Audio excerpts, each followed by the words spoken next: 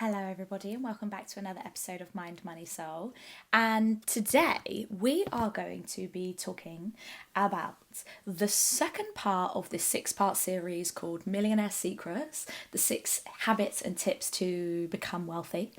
And last episode we spoke about spending wisely and the importance of being intentional with your spending plan and being intentional with your spending in the moment.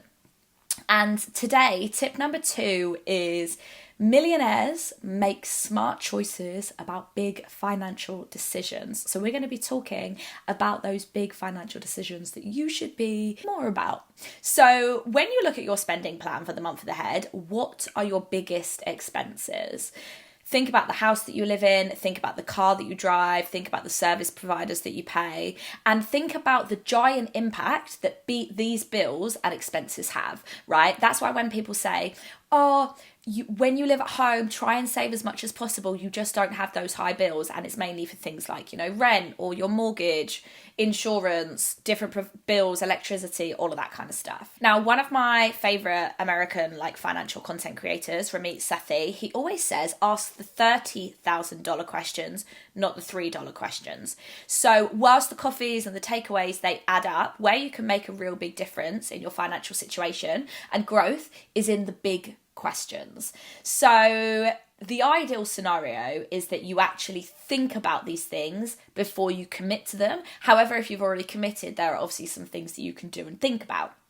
So first of all, let's talk about the house. Let's talk about where we live. Let's talk about our accommodation. Now, when it comes to buying a house, if you're about to buy a property or you're thinking about buying a property, have you run all the numbers? And I mean seriously ran all the numbers. Not just how much is it going to cost me in mortgage per month, but have you thought about all of the fees that are associated with buying the house, the solicitor's fees, the stamp duties, all of those types of things? Have you thought about one point when your mortgage runs out, your mortgage rate could increase? Are you prepared for that?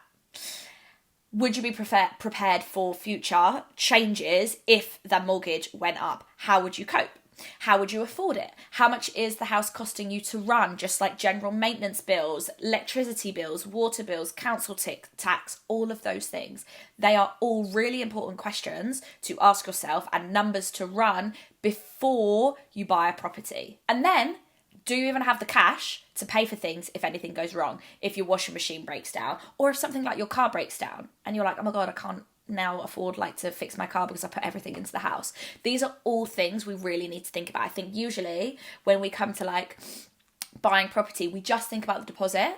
We're like, as long as I can get to that 10% or that 5%, save this money. But there are so many other hidden costs and fees that we need to think about so that buying a property doesn't cripple us, because it's not fucking worth it, in my opinion. Now, in the UK, people are obsessed with buying property. Now, yes, the pros to buying property is that you own an asset, you hope that it goes up over time, you hope that by the time you're older, 40, 50, you've cleared your mortgage and you're saving yourself a ton of money in paying for mortgage fees and you're living free, so therefore your living costs are so much more cheap.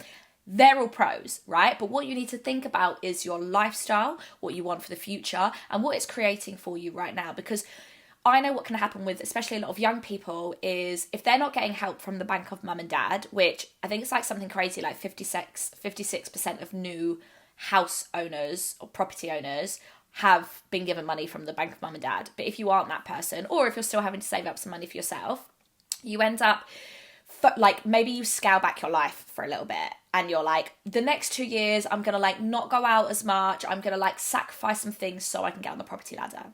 Right? You scale it back. But then what happens? You scale back for those 2 years. You then get on the property ladder. You haven't run the numbers or thought about it even more than that. And then you've got this massive house, this massive mortgage, and all of these bills to pay. And that lifestyle of you not getting to do much carries on. And then before you know, you're 10 years down the line, you've got no memories, no joy. No, I'm being dramatic, but do you know what I mean? There's that you're not getting to live your life in a way that you want. A goal like buying a house should also work into your lifestyle goal, in my opinion. So it's really important to ask yourself those questions beforehand. Now, millionaires and rich people are running the numbers. They are making sure they know what's going on. Yes, they might all have a shit ton of property because they're leveraging that capital, and building a property portfolio can be amazing, 100%. But you have to learn about it. You need to educate yourself on it, and you really need to make sure you're not getting yourself into a shitty position. Let's say you're a millionaire, right? Buying a 300, 400, 500,000 pound house probably is a bit like, meh, that's not that big of a deal, right? Well, we say that. If you're just a 1 millionaire, then maybe it is. But if you were like 100 millionaire, like you've got hundreds of millions, then probably not. Again, it comes down to like the ratio of what that amount of that thing is to your income. Anyway, we digress. So if you are, I've lost my train of thought. Hang on a minute. So if you are buying millionaires that are buying properties, right? Properties might be not that big of a deal for them. But now let's just say this millionaire is like, I want to buy an island.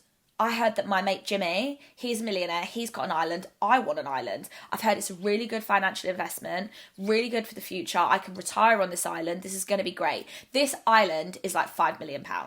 They're like, yeah, that's fine, I'm a millionaire, I'll just like save, invest, I'll get some more capital, you know, da-da-da-da-da. But then they invest in this island, but they didn't know how much it's going to cost to run an island. They've got to pay tax. I don't know who you'd pay tax to actually if you bought an island, but you get the picture, right? It's thinking about these big questions and asking yourself, how is this going to affect me in the future? And is this also going to be a positive or a negative for my lifestyle? Think about all of these things. I know so many people in my community that have bought houses and not necessarily have regretted it, but wish that they'd either run the numbers more, saved for a bit longer, thought about it a bit more detail, spoke to more people that had property, etc., etc. Now, what we need to think about is like back in the 1960s, buying property made a lot of financial sense, right? Houses were fucking cheap. They were only like 3 to 4 times the size of your mortgage, of your salary. And it made sense. It made financial sense. Now houses are like 9, 10, 11 times your salary, which is stupid because mortgages you can only get like 4.5, 5 times your salary. So it's like, where's that extra money coming from? That's why people are having to move out of the towns and cities that they want to live in. Anyway, I saw this article on Reddit recently. My friend sent it to me and it said, house for sale in Enfield. This was like, I don't know, back in like the 1950s, 60s. £4,000. Not a month, not a year. That was the price of the whole house, £4,000. Let me tell you, if house prices were £4,000 now, I would honestly be like a hotel tycoon. I would be a property mogul. I would be snatching those up left, right and centre. But they're not. They're 100 times more expensive because they're like £400,000 if you're lucky. So the key thing is to think about how a whole house is not just a deposit. There's so much more to it. And that is a big financial decision that you really need to run the numbers on and think about. Because when you're locked in, baby. You're locked in. Okay, so now let's think about rent. So if you're not buying property and you're renting and you're in a city, how much is that rent costing you? Now there's this big thing out in the world which is like, renting is a waste of money, renting is stupid, like what's the point? In my opinion, renting has a load of pros. Maybe I'm biased because I'm renting now, but you don't get the extra hidden costs of property, right? But you do have less to save and invest because your money is going on renting, which is paying someone else's mortgage, which is an asset for them. Swings and roundabouts. But what it does give you is flexibility, right? Flexibility to live where you want, flexibility to step away from it when you're done, etc. So first of all, like, how much is your rent? Are you getting a good deal on your rent? And is it worth it for where you are living? Now, for me, I obviously live in London.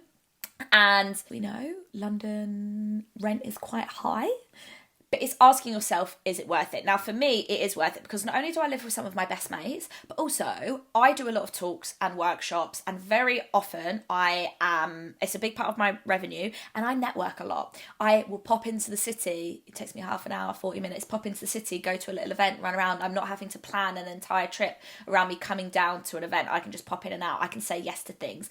For me, right now, the opportunity cost of living in London and paying that rent is high. It makes sense for me. Maybe this is the same as you. Maybe you live somewhere where it's not worth it. Only you can answer that. But really ask yourself that question either before you commit or right now and be like, is this something that I need to change? And the next one is about your car. What are you driving? Now, I think this is one of personally the biggest financial mistakes that people make. And I've spoken to so many people that say they regret getting a car on finance or PCP.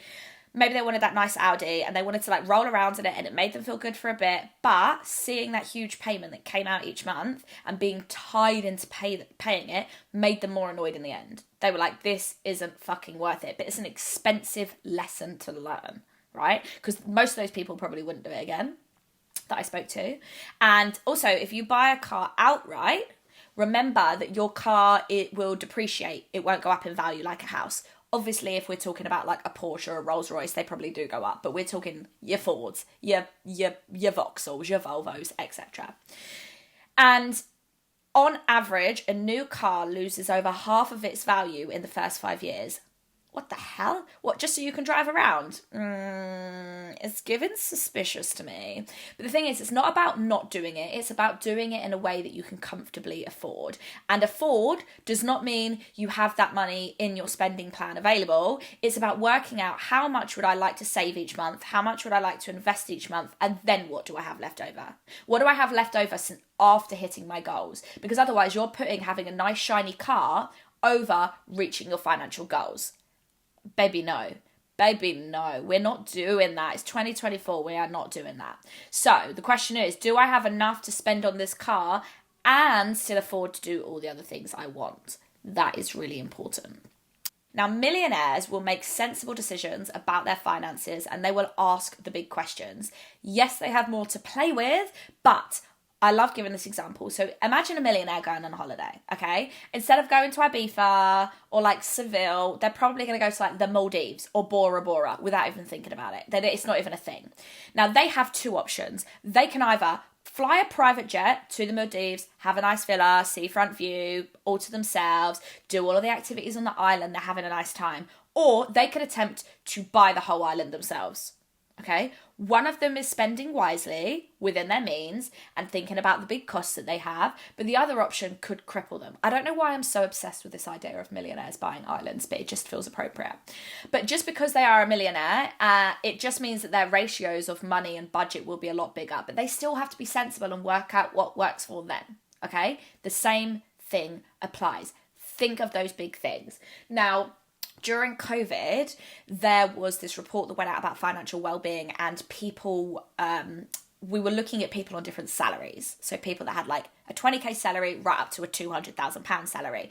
And those at the top end and those at the lower end, there was a real correlation between low financial wellbeing and poor mental health, because the people who had less money, they were like, I just don't have enough income to survive right now, which is so sad. But the people at the higher end, the ones that are on like £200,000, £300,000, you're like, surely they're fine. They've got loads of money. Yeah, but the issue is they have made a lot of financial commitments. They're sending their kids to private school. They have got 3 cars sat in the garage. They've got an extremely high mortgage for a really nice fancy house. And now they're worrying that maybe their income's going to stop or change or, you know, things.